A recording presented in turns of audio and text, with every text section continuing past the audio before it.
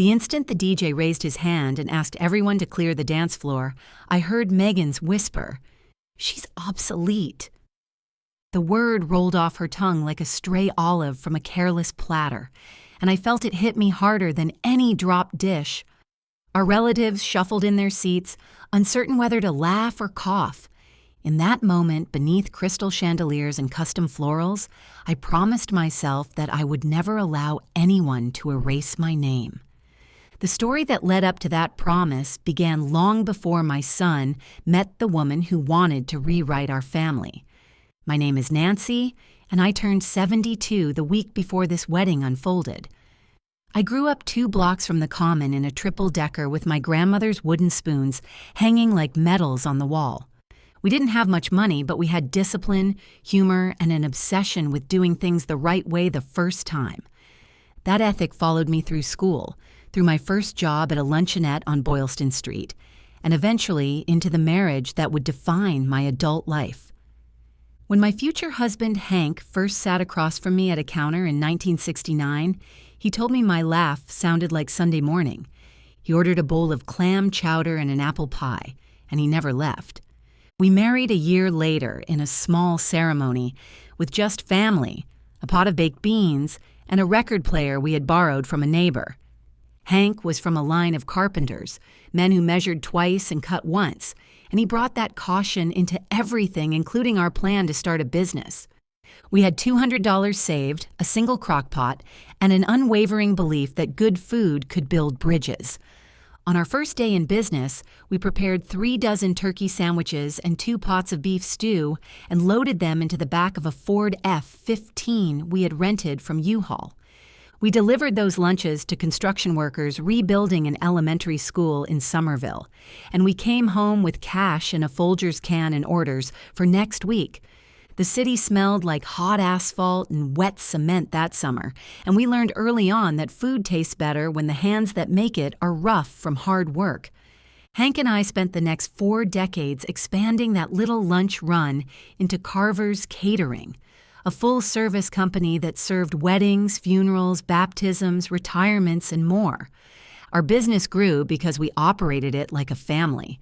We hired dishwashers who became sous chefs, and we taught each one how to respect ingredients and people. We worked out of our home kitchen for the first year, then moved to a rented commercial space near the Charles River, where the smell of yeast hung in the air like a neighbor's perfume. I remember standing at a Home Depot on a snowy morning, handing over our last $350 to buy stainless steel shelving. I remember worrying whether the bank would approve our loan for a second refrigerator. We kept our receipts in a shoebox and wrote our expenses in a ledger with chewed-up pencils. I made our first deposit at a credit union on Tremont Street, and the teller congratulated me on starting a women-owned business. I felt proud and terrified at the same time. Through these small steps, we built something real. When our son Tyler was born, we strapped his cradle onto milk crates in the kitchen so he could sleep while we chopped onions and rolled meatballs. As he grew, he learned to stir sauce before he learned to read. At age 7, he could eyeball a pound of flour without using a scale. At age 10, he knew how to calculate how many guests 3 trays of ziti would feed. School mornings for him always began with a bowl of oatmeal and an unofficial math lesson. Hank would point to the invoice book and ask, "If we charge $10 a plate for 80 guests, what's the total?" Tyler would roll his eyes but answer. Through these quiet lessons, we taught him not just how to cook, but how to run a small business. We kept him close because we assumed he would carry our company forward after we were gone. That assumption lasted until Tyler went away to college. He didn't go far, only across the river to Cambridge, but in those 4 years, he discovered an entire world outside of our kitchen. He majored in marketing, fell in love with digital design, and became fascinated by the new way companies sold ideas with hashtags. He came home one Thanksgiving wearing sneakers that cost more than our monthly grocery bill and talking about user engagement. Hank smiled politely, but I could see a crack forming. We wanted him to be happy, but we also hoped he would come back. He graduated with honors, took a job in New York, and I saw less of him. He would return for big events, help slice roast beef at someone's retirement party, and then head back to his world of branding agencies and open offices. I still believed there was time. Hank passed away 5 years ago after a short battle with cancer. Losing him was like losing the North Star in a dark night sky. Suddenly, my days felt adrift. Our staff cried with me at the funeral, and then, true to our schedule, we cooked for a wake the very next day. This business had always held us steady. Now it was the only thing tethering me to a routine. I considered selling everything, but I kept our kitchen, our recipes, and most importantly, the trademark. I sold the vans to a younger caterer in Quincy, paid off the last of our debts, and set aside money for my retirement. The bank representative at Chase asked if I wanted to add Tyler as a joint holder, and I did. I knew from years of being married that you can't remove someone from a joint account without consent, and that rule protected me later when things got messy. After Hank, I focused on feeding people and loving my son from a distance. Tyler moved back to Boston 2 years after his father's funeral. He said the pace of New York was relentless and that he missed the sound of the fairy horns. I hoped he also missed the smell of garlic, but I didn't say it. He took a job at a startup working on software for small businesses and seemed content. We would have Sunday dinners where he'd scroll his phone and half listen to my stories about a wedding gone wrong or a new contact at Costco who could get me discount meat. Then he met Megan. He called me one evening to say he had met someone different at a networking event sponsored by Verizon. He sent me a picture, and I saw a young woman with perfect hair, an expensive watch, and a smile that didn't quite reach her eyes. The first time Megan came to my house was for a casual dinner. She wore high heels and carried a bouquet of tulips that she placed on my table as if posing for a photo. She looked around at our wood-paneled kitchen, the magnets from AAA stuck on the refrigerator, and the Pyrex dishes lined up neatly, and she gave Tyler a little shrug. When I handed her a plate of my lasagna, she pushed the cheese aside delicately and asked if I had anything gluten-free. Hank would have laughed. I simply got up and boiled a pot of noodles made from rice. That night, Megan told me about her job in influencer marketing. She said she had grown brands with authentic storytelling and that she wanted to disrupt the food space. I nodded politely while stirring the gravy. Later, after she left, I told Tyler that she was driven and asked if she respected tradition. He said I was overreacting. Another hairline crack formed. Months later, Tyler announced their engagement. He looked nervous when he told me, as if expecting disapproval. I hugged him and offered to make their wedding cake. He smiled and said Megan had already booked a trendy baker who would create a tower of macarons. I swallowed my disappointment. Then came the emails about the wedding venue. Megan wanted the ceremony at an exclusive Beacon Hill hotel with floor-to-ceiling windows and a view of the city skyline. She mentioned that the hotel had been featured on Instagram and would do numbers. I suggested our church hall, where we could bring our own food, and the rental would be affordable. She laughed and said her friends wouldn't feel comfortable there. That was when I felt the first sting. I started to realize that this wedding might not be just a union of hearts, but a statement about status. In the weeks leading up to the wedding, my kitchen became a war room disguised as a bakery. I had recipe cards on one counter and legal pads on another. I spent mornings kneading dough and afternoons on the phone with attorneys. Megan's first major request was that I keep our family traditions out of sight. She didn't want me to perform the ribbon-cutting ceremony our family had done for 3 generations. She didn't want our tartan tablecloth on the head table. She sent me a mood board of neutral colors and told me my red lipstick might clash. I laughed, thinking she was joking. She was not.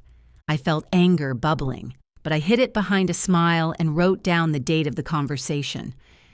My mind was starting to consider strategies, and with strategies come notes. Then came the phone call that changed everything. Megan rang to tell me that they would not be using the Carver name on any wedding materials. "We're going with the Parkers," she said, as if that settled it. I asked her why, and she took a deep breath before saying, "Because Carver feels obsolete." She said she wanted their future children to have a last name that represented new beginnings. I felt my ears ring. "The business is old," she continued. "It doesn't fit where we're going. We need something modern and gender neutral for our brand." I paused and remembered my grandmother's admonition to never speak in anger. Instead, I pulled up the recorder on my phone and calmly explained that in Massachusetts, you can't secretly record someone without consent, and that I intended to record this discussion. It was a matter of respect and legality. Megan did not hang up. She stayed on the line and continued, meaning she consented, at least implicitly. That recording would later become my shield and my sword. During that call, Megan revealed something else that made my stomach twist. She told me she was planning to launch a line of meal kits using our name. "We're thinking Carver's 2.0, she said cheerily. "It's a play on your brand, but fresh." She described jars of sauces and bags of marinated vegetables that would be unveiled at the wedding reception. "Guests can subscribe for monthly deliveries," she chirped. "It's perfect for modern couples who don't have time to cook." She didn't ask if I was okay with this. She assumed our name was free for the taking. I told her we needed to discuss that because I still owned the trademark. She waved it off, saying she had consulted a friend who told her that if she changed the punctuation, it was fair game. That's not how trademarks work. I felt my hands shake slightly, but I kept my voice steady. "We'll talk soon," I said, and hung up the phone. Then I sat at my kitchen table, the same table where Hank and I had signed our first catering contract, and cried for exactly 5 minutes. After that, I opened my laptop and started a folder labeled Megan Evidence. The next day, I walked to our bank. The branch manager recognized me from our days of dropping off checks for thousands of dollars to pay suppliers. I explained that I wanted to verify the ownership of our joint account. She politely confirmed what I already knew. You cannot remove a joint holder from an account without their consent, and any major changes require signatures from both parties. That meant Megan could not legally empty our business account or sign checks on our behalf. That knowledge gave me comfort. On my way home, I stopped by a CVS to refill my Voltaren and to pick up a notebook. I wrote down every memory I had from my call with Megan. My hand cramped, but my mind cleared. I realized I needed to consult someone with expertise in intellectual property and family law. Enter Mr. Rosenthal, an attorney recommended by one of my longtime clients. We met at a Dunkin' Donuts near the courthouse on a Wednesday morning. He wore a suit that looked like it had seen many courtrooms and eyes that had seen many family dramas. I handed him my folder and explained the situation. He asked questions about our trademark, our business structure, and our family dynamics. He told me that because I still owned the federal trademark for Carver's Catering, I had the right to stop anyone from using a confusingly similar name in the same market. He also explained that we could seek a temporary restraining order to prevent Megan from launching her product at the wedding. He cautioned that the order would only last up to 10 days unless the court scheduled a hearing for a preliminary injunction. He said we would need to show that irreparable harm would occur if we didn't act quickly. I took notes, adding times, names, and numbers. We made a plan to file the paperwork 2 weeks before the wedding. While legal gears turned, the emotional gears of my family kept grinding. Tyler stopped coming by for dinner. When I called, he answered with curt sentences and said he was busy with brand meetings. I suspected he was torn between his love for me and his desire to please his fiancée. One Saturday, I decided to break the tension by inviting him to help me make clam chowder, our old ritual. He showed up wearing a hoodie from Patagonia and looking more tired than I had ever seen him. As we chopped celery, I asked him about his future. He told me Megan wanted them to be entrepreneurs, that she had convinced him that his skills in marketing could pair nicely with her influence and my recipes. I gently asked if he had read the contracts she was asking him to sign. He looked away. "She says it's all taken care of," he muttered. We finished cooking in silence. Before he left, I pulled him into a hug and whispered, "Be careful." That conversation was a beat that stuck with me. As the wedding approached, I poured my energy into work. I accepted more catering jobs than usual to distract myself. In between prepping trays of baked ziti and rotisserie chickens, I drafted affidavits for the court. I typed out a chronology of events detailing every time Megan mentioned altering our brand. I pulled the original trademark certificate from our safe deposit box at the bank and made copies. I visited the Suffolk County clerk to ask about filing fees and scheduling. The clerk told me that if we filed on a Monday, the temporary restraining order would likely be reviewed within 48 hours. The hearing for a preliminary injunction would be set within 10 days because the judge couldn't extend the order beyond that without consent. I also learned that we would need to post a bond to cover any damages if the court later determined we were wrong. These procedural details might seem boring, but they were my lifeline. I slept better knowing there was a process. At the same time, my relationship with Megan decayed further. She sent me a list of requests for the wedding day. She didn't want me to wear red or any bright color. She asked me to walk down the aisle alone rather than with Tyler. She told me to call her parents Mr. and Mrs. Parker instead of by their first names. Each item on her list felt like a small erasure. I responded with, "Thank you for your input. I will consider it," and then did what felt right for me. I wasn't going to let a stranger dictate how I presented myself in a room built by my labor. Still, I bit my tongue and kept my eyes on the larger goal, protecting our name. One afternoon, I received an email from the Beacon Hill Hotel. It contained the seating chart. My name had been moved from the head table to a table near the kitchen. Instead of Mother of the Groom, the card read, Guest of Tyler. I stared at the screen, my chest tight. It wasn't the physical location that bothered me, it was the symbolism. Megan was literally placing me on the outskirts of my son's life. I printed the email, filed it, and then took a long walk around the block. I passed by the gas station where Hank and I used to fill up our van and by the park where Tyler had his first baseball practice.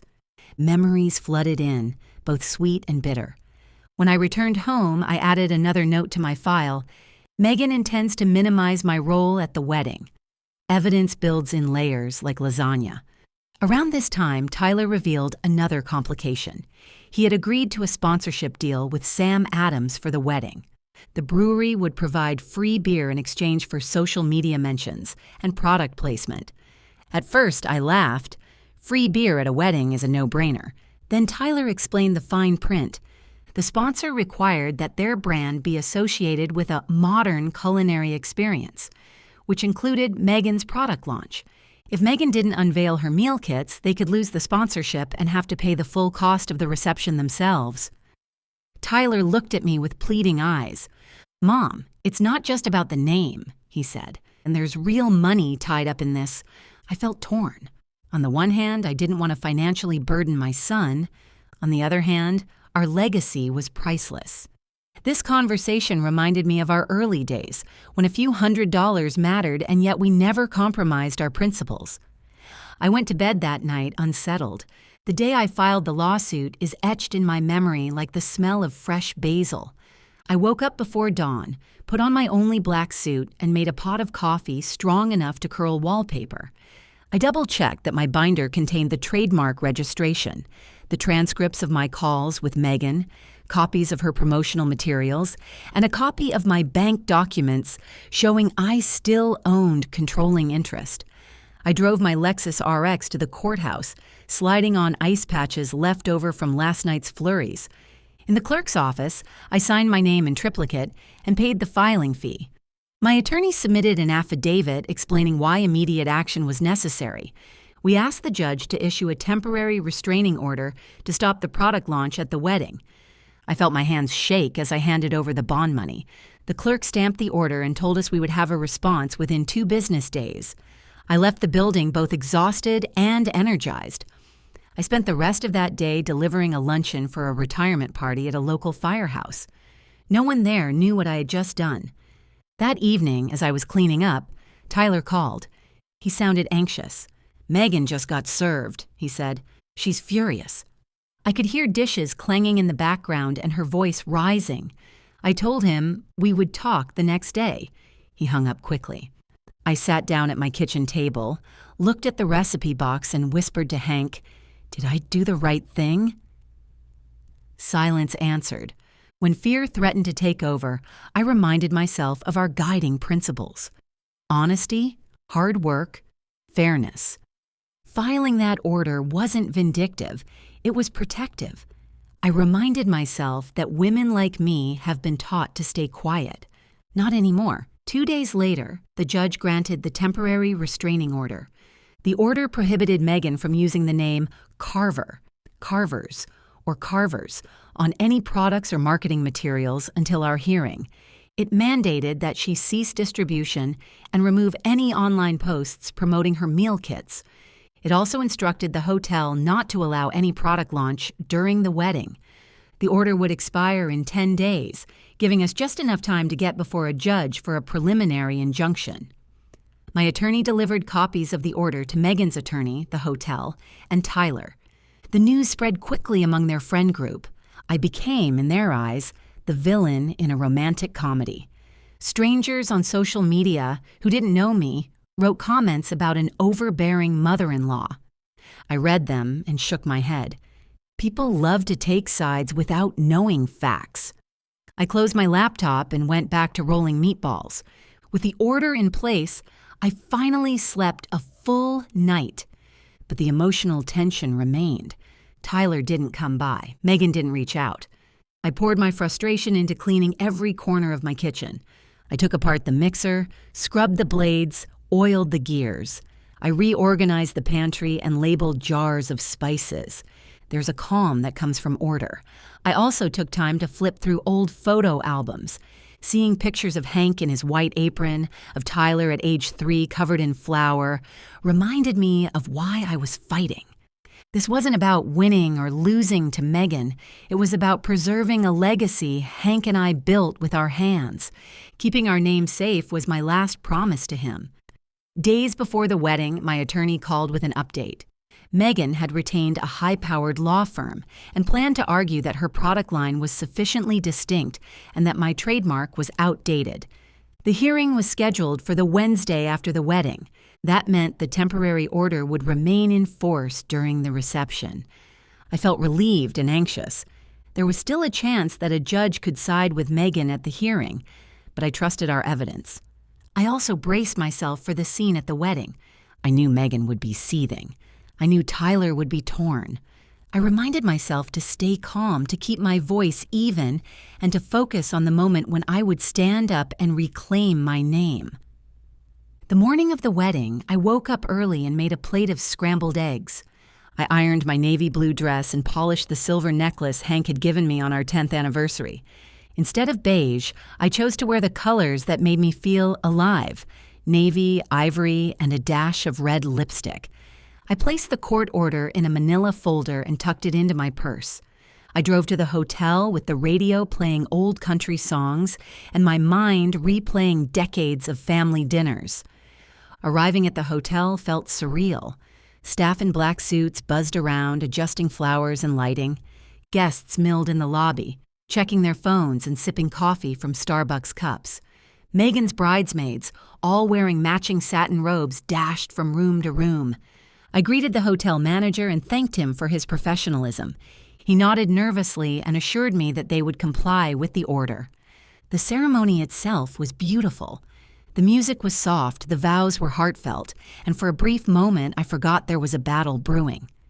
When the officiant asked if anyone objected, my mind flickered, but I remained silent. It wasn't my place to disrupt their promise. I watched Tyler smile as he slipped the ring onto Megan's finger. I felt tears well, not of sadness, but of letting go. As they walked back down the aisle, I squeezed my hands together and whispered a prayer. May he remember who he is and where he comes from. The cocktail hour was where the tension resurfaced. Small talk about weather and work floated through the air. I spoke to relatives I hadn't seen in years, and each conversation ended with someone quietly saying they were proud of me for standing up for our name. I sipped ginger ale and scanned the room. In one corner, I saw boxes wrapped in brown paper. A pang shot through my chest. I suspected those boxes contained Megan's meal kits. I reminded myself of the order in my purse. I reminded myself that the law was on my side. Still, I couldn't help feeling nervous about how the next hour would unfold. When it came time for the reception, we filed into the ballroom.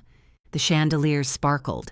The DJ played a pop song, and servers in crisp uniforms carried plates of imported cheese. I found my table near the kitchen entrance. I didn't mind being near the back. I liked to be close to the staff. They worked with the same hustle I had cultivated for years. Tyler came over and kissed my cheek. "You look beautiful," he whispered. I squeezed his hand and whispered back, "So do you." Megan avoided my gaze. She was busy with her photographer, adjusting her train and checking her phone for likes. I waited. After the salads were served, Megan picked up a microphone. She tapped it and thanked everyone for coming. Then she said she had a special announcement. My stomach dropped, but I kept my expression neutral. She motioned for the groomsmen to bring out the boxes. They placed them on a table at the front. Megan smiled and began her pitch. "We are so excited to launch Carver's 2.0, she said. She explained the concept: fresh, locally sourced meal kits inspired by old family recipes, reimagined for modern life. She held up a jar of marinara sauce with a label that looked suspiciously like ours. She encouraged everyone to scan a QR code to subscribe. People clapped politely. Some looked at me. The moment hung in the air like steam above a pot. As soon as she finished, I stood up. My heart pounded, but my voice was steady. I walked toward the head table and took the microphone from her. I could feel eyes on me. Friends, family, strangers, sponsors. I thanked everyone for celebrating Tyler and Megan. Then I unfolded the court order. "I need to share something important," I said. "The name Carver is the name Hank and I built together. It belongs to our family and our business.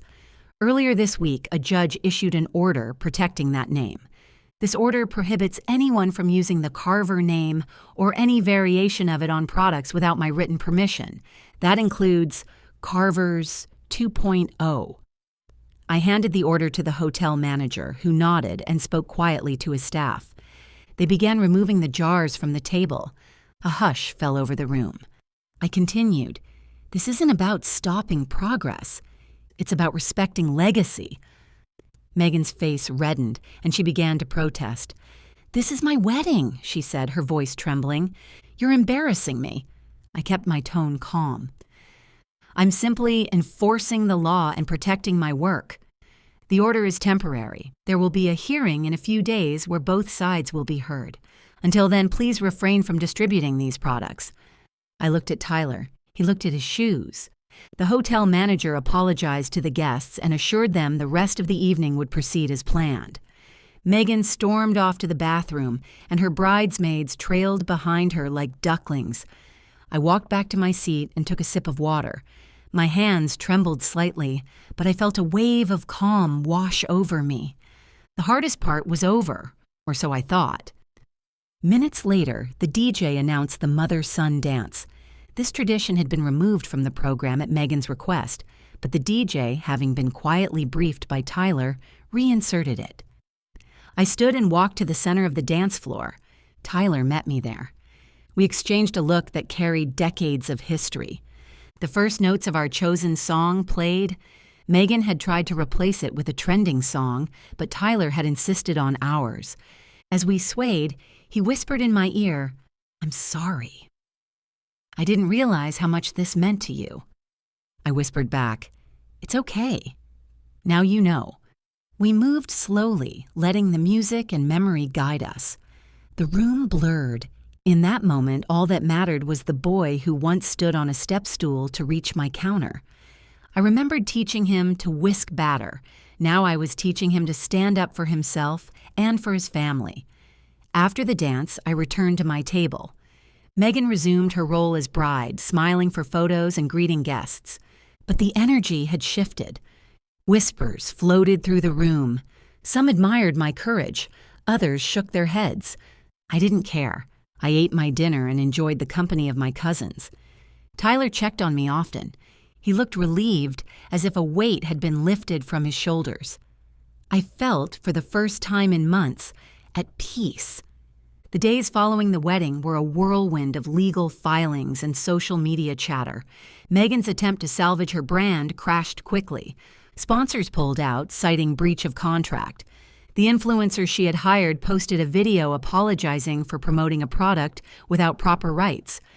Meghan's followers were divided, with some accusing me of stifling innovation and others praising me for protecting my legacy. I stayed off social media and focused on preparing for the hearing. My attorney and I organized our exhibits. We reviewed the timeline. We rehearsed my testimony. I wasn't trying to destroy Meghan. I simply wanted a judge to recognize that names have value beyond hashtags. The hearing itself was orderly and surprisingly swift.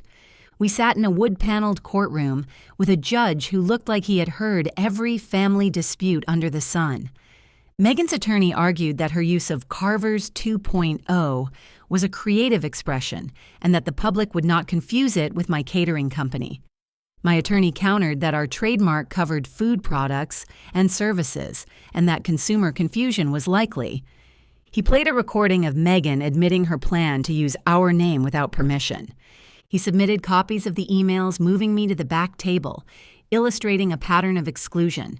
I testified about our history, our brand, and what our name means to our community.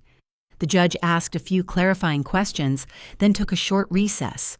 When he returned, he granted our preliminary injunction, blocking Meghan from using our name until a full trial could occur. He admonished both sides to try to settle outside of court. I felt relief wash over me. In the weeks after the hearing, life settled into a new rhythm. Meghan rebranded her meal kits under a different name, dropped the influencer, and reduced her product line. Tyler and Meghan paid back the sponsorship money out of their savings. They moved into a smaller apartment. I continued catering, albeit at a slower pace, and used my free time to teach cooking classes at the community center. Tyler started stopping by more often, sometimes with groceries from H-E-B, sometimes with nothing but a desire to talk. We would sit at the kitchen table, the same table that has seen deals, meals, and tears, and we would discuss everything from mortgage rates to how to fix a leaky faucet. We rebuilt our relationship, one conversation at a time. Reflecting on everything that happened, I realized the battle was never just about a name or a brand. It was about respect for work, for history, and for the people who built the foundation others now stand on. It was about a mother reminding her son that flashy deals and sponsorships mean little if they compromise values. It was about showing that seniors are not disposable. We carry knowledge, skill, and stories that deserve recognition. And yes, it was about revenge, not the spiteful kind, but the kind that restores balance and dignity. I didn't break into anyone's phone or change any locks.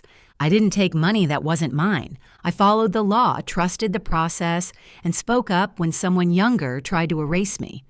There's power in that. Throughout this ordeal, I also learned new things. I learned that social media can distort reality, but it can also amplify truth. I learned that legal procedures, while slow, are designed to protect everyone. I learned that you can be both loving and firm. I learned that a pot of chicken soup can fix more than a trending recipe ever will. And I learned that when you're called obsolete, sometimes it's just fuel. I hope my story encourages anyone listening to stand up for what they built, whether it's a business, a family tradition, or a personal boundary. You can protect what's yours without resorting to bitterness. You can make a plan, gather evidence, and let the courts do their job. You can remind the world that your age is an asset, not a liability. If you've made it this far, thank you for listening. I know this was long, but family histories aren't short stories. They are novels with twists, setbacks, and triumphs. I hope you'll share your own story of reclaiming something that mattered to you. I hope you'll leave a comment and let me know where you're listening from. And I hope you'll remember that if a bride calls you obsolete, you might just have an entire universe of revenge available. And none of it requires bitterness, only strength and a good attorney. Growing a business through the 70s and 80s meant more than just cooking. It meant learning a new language of permits, taxes, and vendor relationships. I remember walking into City Hall with Hank on a humid July afternoon to apply for our first business license. The clerk's office smelled like old paper and Lysol, and the woman behind the glass asked for 3 forms of identification and a $10 fee. We paid in quarters we had rolled the night before. That night, we celebrated with a pint of Ben & Jerry's ice cream and a dance in our tiny living room. We also kept building relationships with suppliers. Early on, we discovered that buying in bulk from warehouses like Costco could cut our costs dramatically. So once a month, we'd borrow my cousin's Chevrolet pickup and drive to Braintree. Loading pallets of flour, sugar, and Land O'Lakes butter by hand, we'd laugh about the days when we could carry everything in a single bag. Hank had a knack for negotiating. He'd charm the warehouse manager with jokes about the Red Sox and come away with a discount. Those little savings helped us survive lean months when business slowed. None of those people ever called us obsolete. They called us reliable. One of the first major events we catered was a union gala for 300 guests at a ballroom in Dorchester. Hank and I spent weeks planning. We tested recipes, prepped ingredients, and rented extra ovens from a local supplier. On the day of the event, a blizzard hit. We loaded 70 trays of chicken cacciatore into our van at 5 in the morning. The streets were covered in 6 inches of snow, and the salt trucks hadn't come through yet. I remember gripping the steering wheel while Hank read directions by flashlight. We were halfway there when the engine sputtered and died. Hank got out, lifted the hood, and discovered the battery connection had corroded. While he worked, I called AAA from a payphone inside a nearby 7-Eleven. The operator recognized our address and promised to send help within 30 minutes.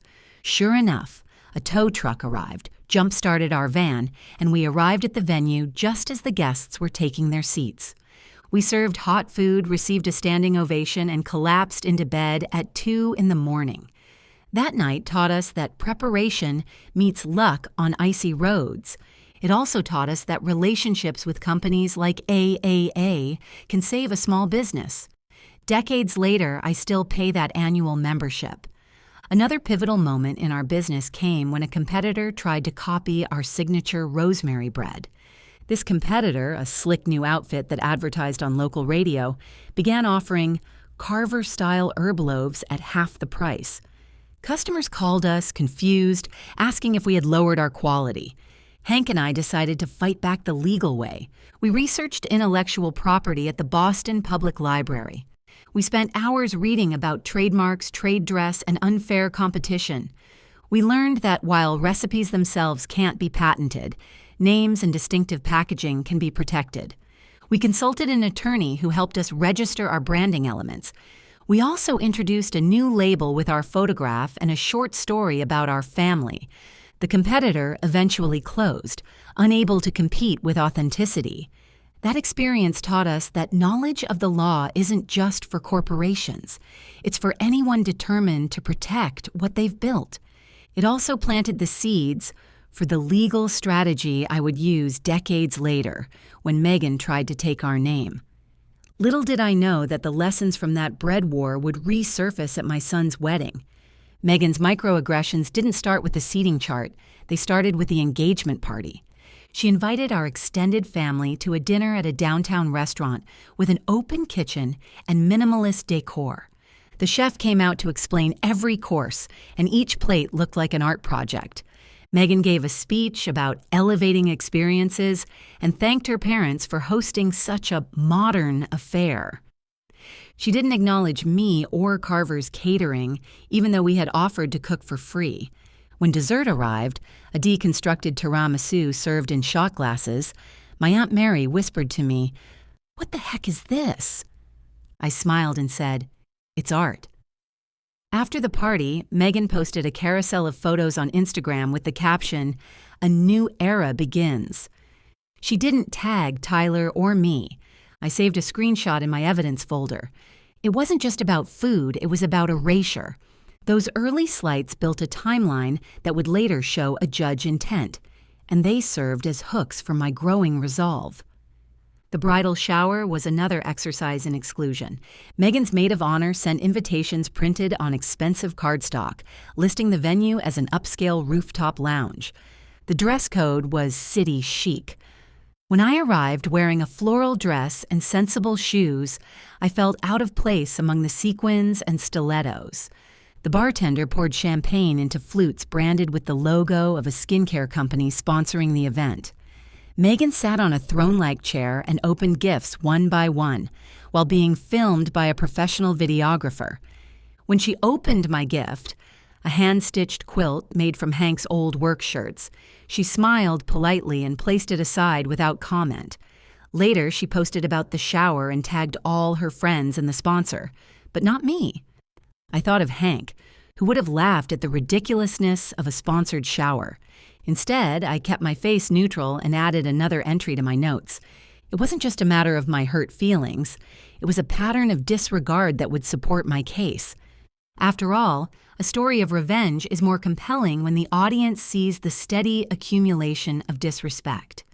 Around this time, I started doing more research on trademarks and intellectual property. I wanted to be prepared for whatever Megan might argue in court.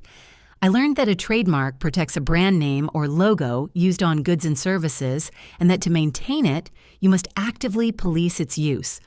I learned about the Lanham Act, the federal statute governing trademarks. I discovered that if you allow others to use your trademark without challenge, you risk losing exclusive rights. I pulled out the thick binder from our earlier bread dispute and reread the cease and desist letters we had sent back then. I searched online for recent cases where family businesses sued former family members. I noted that courts often look at likelihood of confusion and actual consumer perception. Armed with this knowledge, I drafted a list of reasons why Megan's Carver's 2.0 would confuse customers. I drafted potential arguments she might use about fair use or descriptive use. I even practiced responses in front of my bathroom mirror. Hank used to joke that if cooking didn't work out, I could become a lawyer. In those late nights, hunched over my dining table with a highlighter in hand, I began to understand why he said that. My interactions with the bank became more detailed as the wedding approached. I met with the branch manager again to discuss the mechanics of our joint account. I reviewed the account agreement and confirmed that both account holders must consent to remove or add a name. I asked what would happen if one holder attempted to close the account without the other's consent. She explained that the bank might allow closure, but the remaining funds would be made payable to both parties, requiring signatures to access. I asked about the bank's policy on debit cards issued to non-account holders. She assured me that no one could receive a card without my signature. I left the bank feeling reassured. I knew that even if Megan attempted to access our funds, she would hit a wall. That knowledge allowed me to focus on the trademark battle. It also gave me another line for my internal monologue. Always know the rules of the systems that guard your livelihood, whether that system is a bank or a court. Conversations with Mr. Rosenthal became a weekly occurrence. He would sit across from me at Dunkin', sip his black coffee, and ask pointed questions. "What exactly did Megan say on this date?" he would ask, and I would pull out my notes. "Did you tell her you were recording?" he'd add, and I would play back the audio file. He explained the importance of the two-party consent statute in Massachusetts and reminded me that because I informed Megan I was recording, the evidence would be admissible. He talked me through the difference between a temporary restraining order and a preliminary injunction, explaining that the former can be granted without notifying the other party if immediate harm is shown but must expire within 10 days unless extended. He stressed that we needed to be specific about what we wanted to restrain. "Courts don't like vague orders," he said. "If we ask to stop her from using the name, we need to define the scope: packaging, labels, social media, events." I appreciated his meticulousness. It mirrored how I wrote recipes. Precise measurements, clear instructions, no room for interpretation. Every meeting with him ended with a to-do list, and I loved that structure. It gave me purpose beyond simmering stock. While the legal process unfolded, the emotional side of my relationship with Tyler evolved. I found myself reflecting on his childhood, trying to understand how he had become so susceptible to Megan's influence. As a teenager, he'd been both independent and dutiful. He would complain about waking up at 5 to help with breakfast service, but would still show up with a smile. He would push back on rules, but ultimately respect them. I remembered the time he begged to go to a concert out of town. We couldn't afford tickets, but he asked to work extra shifts to pay his way. He did, and we let him go. He came home grateful, and we never worried about his responsibility again. That sense of accountability seemed to vanish in his 30s when he entered the world of startups. Influencers and venture capitalists replaced cooks and customers. The metrics he chased were likes and impressions rather than satisfied bellies. I wondered if I had failed to teach him how to balance ambition with integrity. This question haunted me during quiet evenings, but I also knew that adulthood means making your own mistakes. Part of my growth was learning to let him make his, and to stand up for myself when his choices threatened my values. Tyler's sponsorship deal with Sam Adams was a prime example of his new world. He told me about the meeting at a fancy brewery taproom where he and Megan sat across from executives wearing jeans and blazers. They tasted seasonal beers, took pictures for Instagram, and signed a contract after only skimming it. The contract required them to incorporate the brewery's product into their wedding and to share images of the beer on their social media accounts. It also required that the event maintain a certain aesthetic consistent with modern food trends. Megan saw this as free money. Tyler saw it as a relief from financial burden. Neither saw the hidden clause requiring them to host a product launch. When I read that clause, my heart sank. Contracts are like recipes. Skip a step and the dish fails. I explained to Tyler how that clause was binding, and he looked stricken. He admitted he had never read the entire document. I told him that understanding details is the difference between being in control and being controlled. That moment was another beat in our story. As the wedding week progressed, there were smaller acts of defiance on my part that kept me grounded. Megan's wedding planner sent me an itinerary telling me to arrive at the hotel hair and makeup suite at 7 a.m. for a beauty session. I politely declined, choosing instead to have my hair done at a local salon by the woman who had cut my hair for 30 years. Megan asked that I write a speech, no longer than 2 minutes, and send it to her for approval. I responded that I would speak from the heart. She attempted to set a color palette for family members. I wore what I loved. Each decision felt like reclaiming a piece of myself in a situation designed to strip me of autonomy. Some might see these as petty, but to me they were acts of quiet rebellion. They were also small hooks for viewers of this story who might be waiting for that moment when the mother says, "Enough." The night before the wedding, there was a rehearsal dinner at a small Italian restaurant in the North End. Megan's father stood up, glass of Chianti in hand, and toasted to the future Parkers. He described their union as a merger of two innovative minds ready to disrupt the culinary world. He said they were spinning off from old traditions. People clapped. My cheeks burned. I raised my own glass and toasted to love, respect, and the blending of history with ambition. My voice shook slightly, but I held eye contact with everyone in the room. Later, outside, Megan's mother pulled me aside and said she hoped there wouldn't be any drama the next day. I smiled and assured her that I intended to follow the law. Inside, my mind replayed the times I had been told to stay quiet. I knew my moment was coming, and I was ready.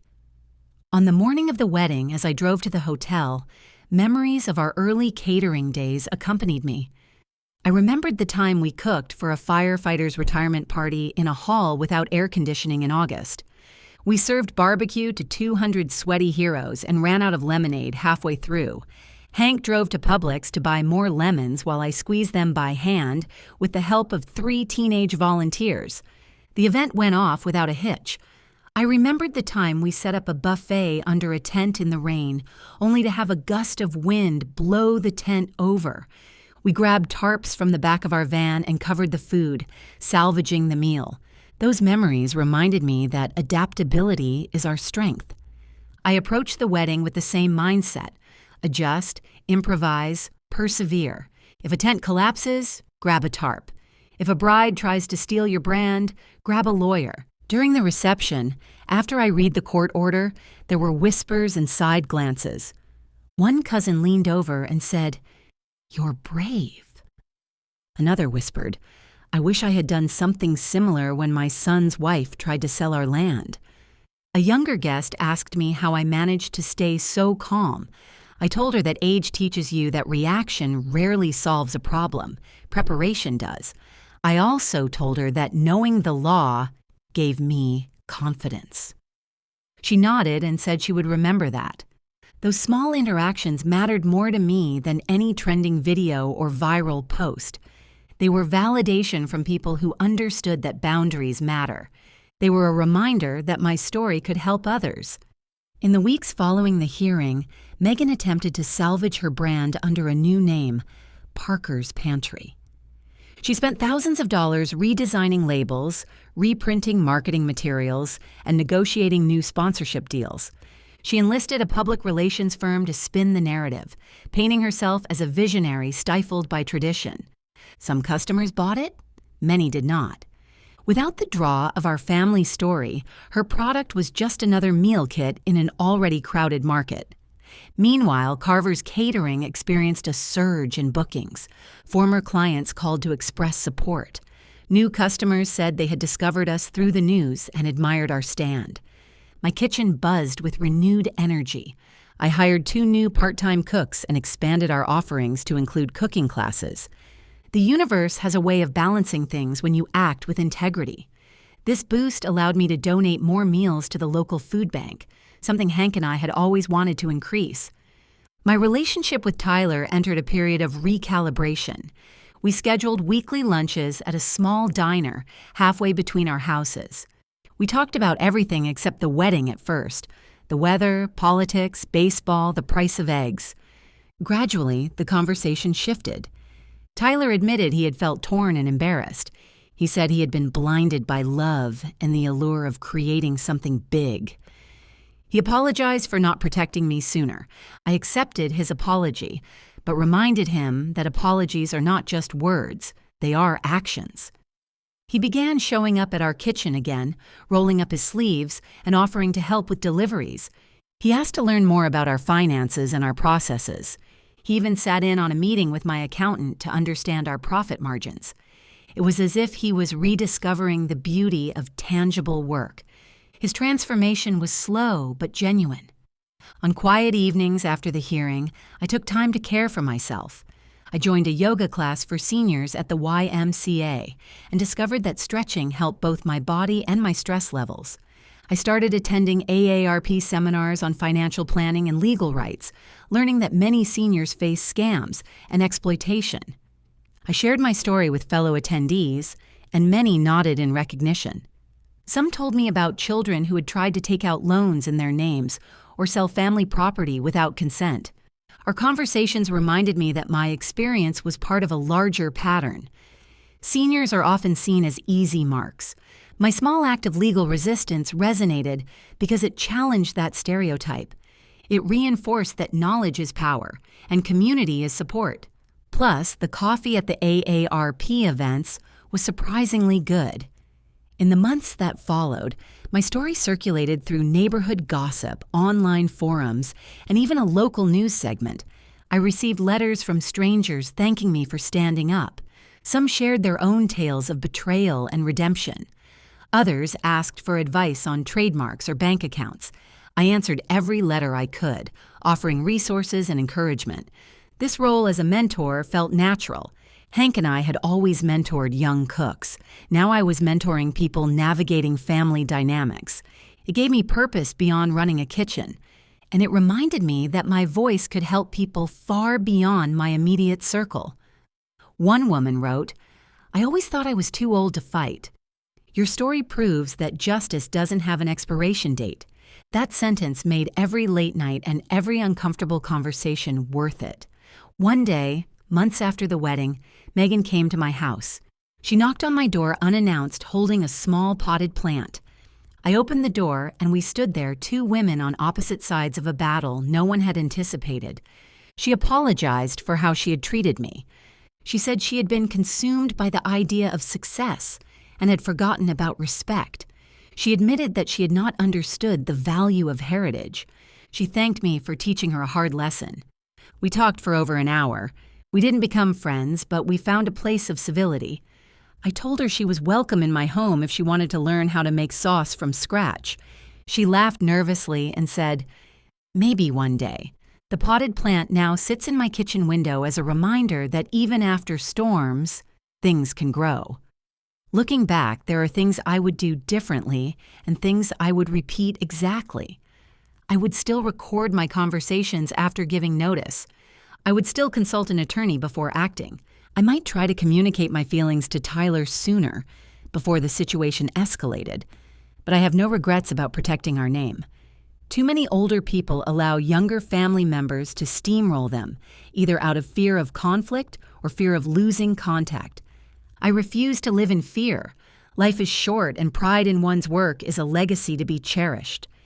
If telling this story means someone else will stand up when a relative tries to co-opt their savings or sell their car without consent, then every word has been worth it. Before I close, I want to share one more memory, one that keeps me grounded when modern life feels overwhelming. Years ago, during a particularly busy wedding season, we accepted a last-minute job to cater a 75th birthday party for a woman named Dolores. Her family had booked a different caterer who canceled 2 days before the event. We said yes, even though our schedule was packed. We cooked for 3 days straight, sleeping in shifts. On the night of the party, Dolores hugged us and told us that our food tasted like her childhood. She cried as she ate my meatballs. She said no one in her family had cooked from scratch in years. That moment, more than any profit margin or online review, validated everything we had worked for. People like Dolores are why Carver's Catering exists. They are why I will fight anyone who tries to commercialize our name without respect. They are why I felt strong when facing Megan in that ballroom. Family businesses are messy, beautiful, challenging, and rewarding. They require a balance of head and heart. They demand resilience. They also demand that we adapt to changing times without surrendering our souls. I'm grateful for every tray of lasagna I've ever baked, every contract I've ever read, every early morning I've ever spent in a Costco aisle, and every piece of advice I've ever given or received. All of it led to the moment when I stood up at my son's wedding and refused to let a new trend swallow my legacy. If you're listening and facing something similar, a child who disrespects your work, a spouse who undervalues your contribution, a stranger who thinks age equals irrelevance, remember my story. You have rights. You have resources. You have the ability to say no and to back that no with action. And you have a community of people, both online and offline, who will support you. So when the DJ cues the music and someone whispers that you're obsolete, stand up, smile, straighten your shoulders, and if necessary, pull a court order out of your purse. Then go claim your dance, your name, and your place at the table. Of course, one story can't contain every detail, and there are a few more memories that sharpen the picture of why that day mattered so much. Long before I ever stepped into a courthouse, Hank and I traveled up and down the eastern seaboard in that old Ford F-150 catering events for family and strangers. We once drove to Providence to cater a retirement party for an aunt's friend, and the alternator died halfway there. Hank fixed it with a pair of tights and a paper clip. We once hauled chafing dishes to Albany to feed 200 people at a church conference, only to find out the venue didn't have running water because a pipe had burst. We boiled pasta using bottled water from a nearby gas station. The minister called us miracle workers. Those experiences taught me that problem-solving under pressure is a form of grace. Years later, when Megan's actions threatened our name, I drew on that same resourcefulness. If I could cook an entire meal with no running water, I could certainly draft a legal brief with the help of a good lawyer. Every story you live becomes a tool in your kit. That's why I encourage everyone to pay attention to the small stories. They prepare you for the big ones. There's also the matter of Megan's family and how their expectations colored the entire wedding. Her parents come from old money and live in a suburb lined with stone walls and manicured hedges. They drive Lexus SUVs and vacation in Aspen. During wedding planning, they treated me with polite distance. At one tasting, her father asked if I had considered selling our recipes to a national chain. "You could be the next Campbell's," he said, swirling his wine. I smiled and told him that scaling up would mean sacrificing quality. He shrugged and said, "Sometimes you have to think bigger." That interaction stuck with me. The Parkers saw food as an asset to be leveraged, not a love language to be shared. Their influence on Megan's thinking was clear. I realized that my fight wasn't just with a single person.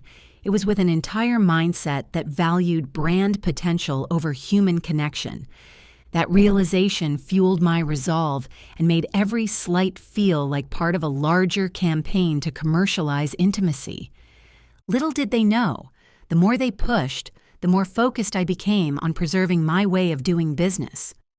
Another aspect worth noting is the depth of preparation required for the hearing. You can't just show up with feelings, you must bring facts. In the days leading up to our court date, I spent hours in my office stacking exhibits. I included printouts of Megan's social media posts, emails discussing brand names, invoices showing the value of our business, and letters from longtime clients attesting to the strength of our brand. I even included a sheet listing other family businesses that had successfully defended their trademarks in court. Mr. Rosenthal insisted we include a section on the law itself, quoting sections of the Lanham Act and previous Massachusetts cases.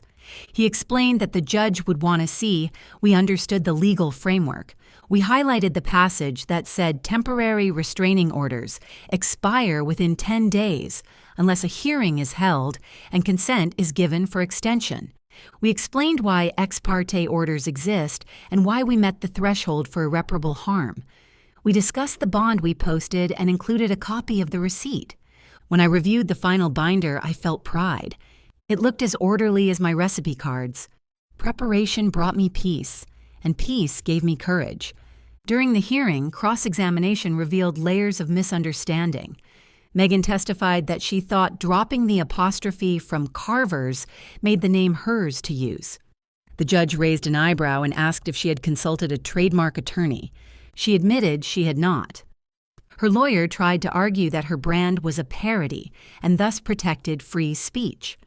My attorney rebutted by explaining that parody defenses apply to commentary, not to commercial products designed to compete in the same market. There was a tense moment when Megan's lawyer suggested I was suing out of spite because I didn't like my daughter-in-law. Mr. Rosenthal objected, and the judge sustained. Watching that exchange, I realized how easy it is for emotions to be weaponized in court. That's why evidence and procedure matter. The judge asked me if I wanted damages. I said no. I only wanted my name. He seemed to respect that. This wasn't about money. It was about dignity. Leaving the courthouse that day, I felt lighter, not because I had won a battle, but because I had spoken my truth in a room built for truth. Generational differences underpinned much of the conflict. Tyler and Megan belonged to a world of instant gratification, subscription boxes, and influencer deals. They grew up ordering everything from clothes to coffee from their phones. Their idea of work involves laptops and analytics. Hank and I grew up with calluses on our hands and dirt under our nails. Our idea of work involved wooden spoons and budgets scribbled on the back of receipts. Neither way is inherently wrong, but problems arise when one side refuses to acknowledge the value of the other. Megan often mocked my lack of social media presence. She joked that our website looked like it was designed in the 90s. She rolled her eyes at my flip phone, yet she didn't see that our word-of-mouth reputation had kept us afloat for 40 years. I tried to meet her halfway. I signed up for consumer cellular and got a smartphone. I enrolled in a digital marketing class at the community college. I learned how to post pictures of our dishes on Facebook and even joined Instagram. The first photo I posted was of my late husband's hands kneading dough. It received dozens of likes from people who had eaten our food. It made me smile. There is room for old and new, but that room must be built on respect. Money adds pressure to any situation, and this wedding was no exception. Megan's taste was expensive. She wanted imported linens, artisanal charcuterie boards, and florals flown in from California. Her parents paid for most of it, but Tyler covered the DJ and the bar. When the Sam Adams sponsorship wobbled because of our injunction, Megan panicked. She accused me of sabotaging their finances. I reminded her that Tyler and I still co-owned the business account and that I had not touched a cent. I also reminded her that she was the one who insisted on an extravagant venue rather than the affordable community hall. She didn't like hearing that. Money can make people defensive. Hank and I had always lived within our means. Our biggest splurges were on quality cookware or a rare vacation to Cape Cod. When I see people spending thousands on a dress they'll wear once, I think about how many meals that money could buy for people in need. That perspective shaped my choices during this saga. I wasn't going to lose sleep over a sponsorship deal gone wrong. I was going to sleep soundly knowing my name remained intact. Another seldom discussed aspect of this story is the support I received from unexpected places. After the hearing, I got calls from people I hadn't spoken to in years. A former employee who now lives in Texas sent me a bouquet and a note that said, "Thank you for teaching me to stand up for myself." A woman I met once at a Michael's craft store recognized me at a farmer's market and told me she'd heard my story on a podcast. She said it made her reconsider giving her son access to her bank account. Even my mail carrier left me a Post-it note saying, "Saw you on the news. You go, girl." These small gestures mattered. They reminded me that community extends beyond blood. They also made me aware of the ripple effect of actions. You never know who needs to see someone like you taking a stand. If my story prevents even one person from being exploited, then it has served a purpose beyond my family. The legal journey also deepened my appreciation for due process. Many people think courts are for the wealthy, but the system is designed to be accessible to anyone who follows procedures. Filing fees can be waived if you can't afford them. Legal aid organizations exist to help those who can't hire private attorneys. Judges are there to listen impartially. During our hearing, I watched other cases on the docket. I saw a landlord arguing with a tenant over rent, a mother seeking a restraining order against an abusive partner, and a small business owner suing over a broken contract. All those cases mattered. Justice may be slow, but it is available. I left the courthouse with a newfound respect for the people who work to maintain that system. I also felt proud that I had navigated it successfully at my age.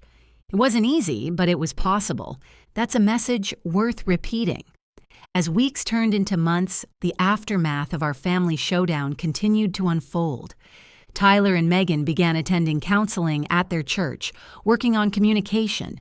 I attended a support group for parents navigating complex relationships with adult children. We learned skills like nonviolent communication and boundary setting. These meetings were humbling. I met fathers estranged from sons, mothers cut off from daughters. We shared stories, cried, and offered each other meals and advice. It struck me that my experience, while painful, wasn't unique. Family conflicts over money and respect are as old as time. What's new is the way social media can amplify and distort them. Being in a room with real people reminded me of the value of face-to-face connection. It also reminded me that healing is possible, but it requires work from all parties. There is a human desire to assign villains and heroes in any story, but life rarely fits neatly into those categories. Megan isn't a monster. She's a young woman raised in a culture that prizes reinvention and profit. Tyler isn't a coward. He's a man torn between the people he loves. I'm not a saint. I'm a stubborn mother who sometimes holds on too tight. Recognizing these nuances doesn't erase responsibility, but it makes forgiveness possible. I can forgive Megan for her ignorance because she eventually apologized. I can forgive Tyler for his lapse because he chose to rebuild our relationship. They, in turn, can forgive me for taking them to court, understanding I did so out of love for something bigger than any of us. Revenge stories are satisfying when there's clear justice. Redemption stories are satisfying when there's growth. Our story, perhaps, is a mixture of both. Maybe that's why it resonates with people across ages and backgrounds. Finally, let me share a glimpse of where we are now, well after the dust has settled. Carver's Catering continues to operate, though I've hired a manager to handle day-to-day operations so I can enjoy semi-retirement. Tyler helps out on weekends and has even started experimenting with new recipes, blending our classics with some of the modern twists he picked up in his marketing days. Megan occasionally joins us in the kitchen, tentative at first, but more comfortable each time. She still runs her own business, now under a different name, and she consults with me when she has questions about flavor or sourcing. We found a rhythm that includes respect and boundaries. We still argue occasionally, as all families do, but we also laugh, eat, and share stories. I've even seen Megan wearing an apron with our logo on it. Life is messy and beautiful. This chapter began with a whispered insult and a dance, but it ends with a family working imperfectly toward understanding. If that's not a good use of my remaining years, I don't know what is. There are still stories tucked away in my mind like recipes folded into flour-speckled notebooks, stories that shaped my resolve long before Megan ever walked through my door. One of those stories involves a corporate caterer who tried to poach our biggest client in the 90s. This outfit had a glossy brochure, a sleek website, and a pitchman in a tailored suit. They offered lower prices and promised fancier presentations. Our client, a local hospital, called us and said they were considering switching. Hank and I didn't panic. Instead, we invited the hospital's event committee to our kitchen. We gave them a tour, introduced them to our cooks, and served them samples of our food right off the stove. We explained how we sourced our vegetables from farms in western Massachusetts and how we made our bread fresh daily. The committee toured the competitor's facility the next day and were shown pre-packaged sauces and reheated dishes. They chose to stay with us. The corporate caterer later tried to sue us for defamation, claiming we disparaged them. We hadn't. We had simply told the truth. The case was dismissed. That experience taught me that authenticity beats gloss, and that sometimes the best defense is simply being who you are. It also prepared me for Megan's slick branding pitches. I had seen this show before. I knew how it ended. Names carry power, and in my family, our last name is a promise. My grandmother used to say, "Your name is on every dish you serve." She meant that our reputation follows us like a shadow. When we sign a contract, greet a customer, or hand over a meal, we are putting our name on the line. That's why Megan's attempt to strip Carver from the wedding programs hurt so much. It wasn't just a word, it was a lifetime of early mornings, burnt fingers, and satisfied smiles. It was Hank teaching our son how to wash dishes properly. It was my mother showing me how to roll dough with even pressure. It was every thank you note we ever received from families we fed in times of joy and sorrow. Protecting that name felt like protecting my ancestors and my descendants. In some cultures, they say you die twice, once when you take your last breath, and once when your name is spoken for the last time. I refuse to have our name fade quietly. This belief doesn't make me stubborn. It makes me a steward. Stewardship isn't always gentle. Sometimes it requires firmness. That's a lesson I hope my grandchildren, should I have them, will remember when they run into their own Megan someday. By the time you finish listening to this saga, you might be wondering what practical lessons you can take away. Here are a few I've learned. First, keep your paperwork organized. Whether it's a marriage certificate, a trademark registration, or a bank statement, know where it is and understand what it means. Second, read every contract before you sign it, even if it's long or full of jargon.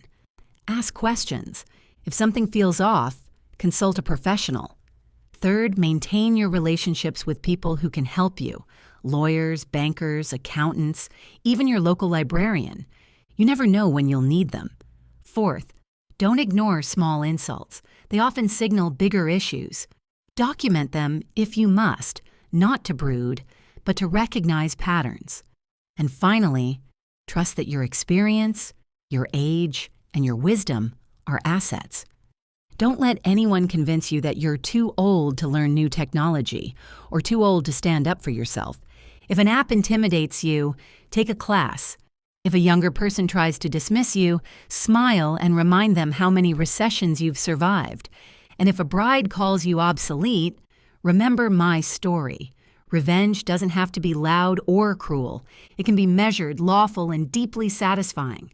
Before I truly say goodbye, let me paint one last scene that captures why this fight mattered on a human level. Picture me in our kitchen on a Tuesday afternoon, sun streaming through the window, mixing batter for a batch of cornbread. The radio plays an old Patsy Cline song, and the smell of butter fills the air. Tyler walks in, dusted with flour from rolling out pie crusts in the other room. He's humming along, and there's a quiet contentment between us.